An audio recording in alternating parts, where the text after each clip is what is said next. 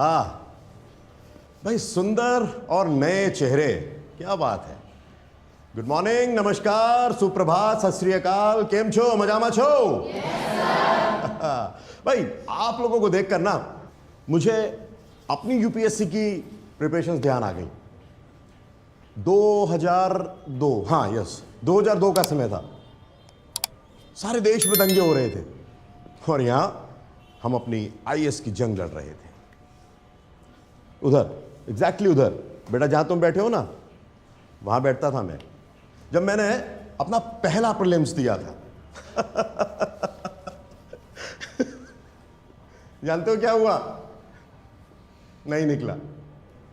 दूसरा दिया, वो भी नहीं निकला। तीसरा दिया, प्रीलिम्स निकल गया। लेकिन जब मेंस की बारी आई तो फिर वही कहानी, नील बटे सन्नाटा डिवाइडेड बाय 0, नहीं निकला। और फिर चौथे तक आते आते तो भैया हमने खुद से ही हार मान ली कि अबे तुम्हारे बस की बात नहीं है, छोड़ दो। क्योंकि शर्म बहुत आने लगी थी, क्योंकि जो साथी दोस्त थे वो 10-10 लाख के पैकेज उठा रहे थे और हम जनाब अब तक भी अपने माँ बाप के खर्चे पर एग्जाम्स दे रहे थे। बल्कि हालात तो यहां तक खराब हो जाते हैं कि दोस्तों से पैसे मांगने की नौबत पड़ जाती है। लेकिन कब तक मांगोगे दोस्तों से पैसे? क्योंकि एक दिन जिस दिन वो मना कर देते हैं तब लगता है बहुत बुरा, लगता है ना बुरा। रातों को नींद नहीं आती थी। अब तुम लोगों को भी कहां आती होगी, क्योंकि बाबू ये यूपीएससी है, यूपीएससी निकलता नहीं है आसानी से। किसी ख्वाब में मत रहना कि आ गए हो, कोचिंग कर रहे हो तो यूं निकल जाएगा ना। हम भी आए थे आईएएस बनने के लिए, क्या हुआ? नहीं निकला। तब लगा कि यार अब तो उम्र भी बढ़ने लगी है, क्या करना चाहिए? पढ़ा लेते हैं, आगे पढ़ाने के लिए। अच्छा, तुम लोगों में से भी बहुत से लोग होंगे जो अपनी इंजीनियरिंग की या बैंकिंग की या कोई और नौकरी छोड़कर आए होंगे। आए हो छोड़ के? किसने कहा था? किसने कहा था इस हीरोपंती के लिए कि अच्छी खासी चलती हुई जॉब छोड़कर आ गए यहां पढ़ने के लिए? जरूरी नहीं है कि बन ही जाओगे आईएएस। नहीं छोड़नी चाहिए थी जॉब। जानते हो क्यों? क्योंकि मुझे भी बहुत दिनों के बाद एहसास हुआ कि जॉब जो है ना बहुत मुश्किल से मिलती है दोस्त। लेकिन हम लोग सब बस यूं ही आसानी से छोड़ देते हैं। लेकिन खैर चलिए साहब, क्या कर सकते हैं। स्टार्ट करते हैं आज का session with a great economic depression. ठीक है, छोटी सी बात पे तो कोचिंग छोड़ देगा है? ये छोटी सी बात है यार। एक टीचर वो होता है जिसने लाइफ में कुछ अचीव किया, इंस्पायर करे। यहाँ यूपीएससी में वो टीचर बन रहा है जो खुद फेल हुआ। आईएएस खुद थोड़ी आएगा तेरे को पढ़ाने। मतलब कोई अगर आईएएस ही है तो टीचिंग क्यों करेगा? भाई आईएएस समाज का नौकर होता है, समाज का सेवक नहीं। तो यार पर एटलीस्ट एक बार मेंस तो निकाला हो। 2 बार तो प्री मैंने ही निकाला है। अरे तो इसीलिए तो जीएस पढ़ा रहे हैं बस वो, और उससे बेस्ट है भाई वो। अब कुछ लोग पढ़ाने में अच्छे होते हैं, कुछ पढ़ने में अच्छे होते हैं। हमारे साथ पढ़ाने में अच्छे हैं। 3-4 दिन पढ़ के तो देखे यार। मेरा लास्ट अटेम्प्ट और जीएस जो मेरा ऑलरेडी वीक है, वो पैटर्न चेंज होने के बाद 600 से 1000 नंबर का हो गया। मैं ऐसे टीचर से कैसे पढ़ सकता हूँ जो जिसने खुद 4th अटेम्प्ट में गिव अप कर दिया था? बता। अरे यार अब कोई फेलियर है तो है ना यार। अब पढ़ाई तो तुम्हें खुद करनी है ना, और ये कोचिंग होता है वो गाइडेंस के लिए। एग्जैक्टली वही तो मैं कह रहा हूँ यार। जो खुद फेल हुआ है वो सही गाइड कैसे करेगा? बता, तू बता। जिसे दिल्ली का रास्ता नहीं पता वो तेरे को कैसे पहुंचा देगा? अरे कि बस बोला कि चलो बैठो तो चल पड़े। गल सुन, प्रकाश सर को ना बहुत लोग अपना गुरु मानते हैं। हाँ। यार मैं ना कोचिंग छोड़ रहा हूँ। हाँ ठीक है, छोड़ दे। जो फीस वापस नहीं होगी। फीस वापस नहीं होगी, इनका बाप भी पैसे वापस। हाँ जा, बाप को ढूंढ। यहाँ यूपीएससी करने आएगी, बाप ढूंढने आए सारे। जा जा नहीं जा। होगी भाई, फीस वापस नहीं करते।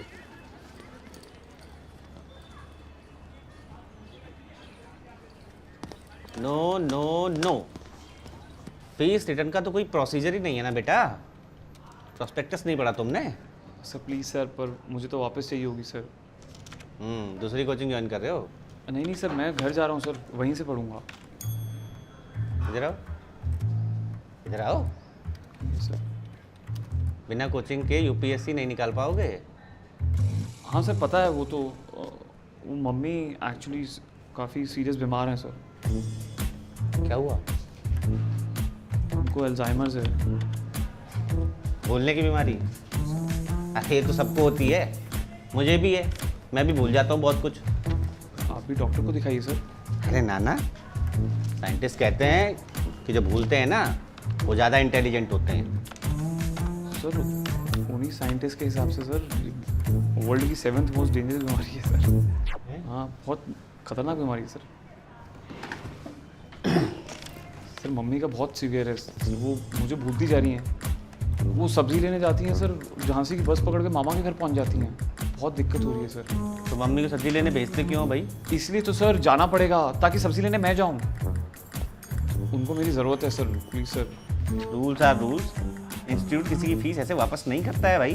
बट एक्सेप्शन केसेस में 15% डिडक्शन के बाद फीस रिटर्न हो सकती है सर, ये भी तो लिखा है प्रोस्पेक्टस में। विद इन 14 डेज, ये भी लिखा है, वो भी तो पढ़ना था। मेरा तो फर्स्ट डे है, मेरा तो फर्स्ट डे सर। अरे यार, एक काम करो, एप्लीकेशन लिखो, मैनेजर सर से साइन करवाओ, और हाँ वो मेडिकल पेपर जरूर लगा देना। सर पेपर्स तो सर फिर घर से मंगाने पड़ जाएंगे सर, उसमें तो फिर टाइम लग जाएगा बहुत। तो पेपर तो लगाने पड़ेंगे ना, प्रूफ के लिए। सर अपनी माँ के बारे में कोई ऐसे झूठ थोड़ी बोलेगा सर। हाँ सर। तुम कौन हो? धैर्य। सर कोशिश करिए ना सर। बेटा धैर्य रखो और कोशिश भी तुम करो। बाय। क्या हो भाई?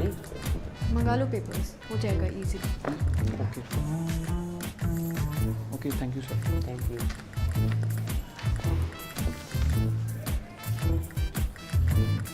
इनका तो बाप भी पैसे वापस करेगा। यार और कोई तरीका है क्या फीस वापस करने का? पागल है क्या? मैं बहाना लेके जाएगा, पकड़ा जाएगा। और जहाँ खड़ा है जिस पिच पे, वहीं से बाहर छक्का। क्या करूँ? पेपर नकली बनवा ले। चेचक नहीं बोल के आ रहे हैं, वो अल्जाइमर बोल के आ रहे हैं। कैसे नकली कहाँ से बनवा लो? तो तेल नगर में एक लड़का है, डॉक्टर है, सिविल हॉस्पिटल में प्रैक्टिस कर रहा था, अभी सब छोड़ छाड़ के यूपीएससी की तैयारी कर रहा है। वो कुछ कर सकता तू जानता है उसे? है, मैं क्यों जानूंगा? अरे यार, पर मैंने उसे देखा था संदीप भैया के साथ मेट्रो में। अरे यार संदीप भैया नहीं करेंगे यार, वो बहुत आदर्शवादी बातें करते हैं। अरे लहरों से डर के नौका पार नहीं होती और कोशिश करने वालों की हार नहीं होती। क्या? महाकवि सोहनलाल द्विवेदी की कविता है भाई। इसका मतलब होता है कि एटलीस्ट ट्राई तो करो यार एक बार, हैं? बात करता हूँ पर बहुत मुश्किल है यार, नहीं करेंगे। कितना नेगेटिव आदमी है भाई। वो तो है। अभिलाष ऐसा नेगेटिव फील होता है ना, लगता है कि जीवन में कुछ हो नहीं रहा है, तो कुंवर नारायण, इनकी कविता है गुरी, अंतिम ऊंचाई। यार मतलब निराशाओं में रास्ता दिखा देती है कसम से। भाई सुन, गिफ्ट है, ले ले। भाई को याद करेगा तू। और सिर्फ ये सिलेबस पढ़ने से कुछ नहीं होता, ये सब पढ़ना पड़ता है खुद को ऐसा मोटिवेट करने के लिए। मेरे जैसे कई लोगों को ना बदल के रख दिया है इन 3 लाइनों ने। ध्यान दीजिए, अभी ध्यान देना। गुरी सुन रहा है? सुन रहा। कि कैसे आकाश में सुराख हो नहीं सकता है, कि कैसे आकाश में सुराख हो नहीं सकता एक पत्थर तबीयत से। यार ज्ञान मत देना, इनकी जगह सिलेबस पढ़ लेता ना, तेरा एटलीस्ट मेंस निकल गया होता एक बार। इसमें मेंस बीच में कहाँ आ गया? अरे गुरी इतना लाउड यार, वाइब्रेट मोड में रखा करना यार। अरे यार वाइब्रेशन में गुदगुदी होती है, फुल वॉल्यूम पे रखना पड़ता है ना। कॉल मिस हो गया तो प्रगति जानती है। तो गाइस कैसी लगी आपको ये वीडियो? कमेंट्स में बताओ, और ऐसी और वीडियोस देखने के लिए सब्सक्राइब करो।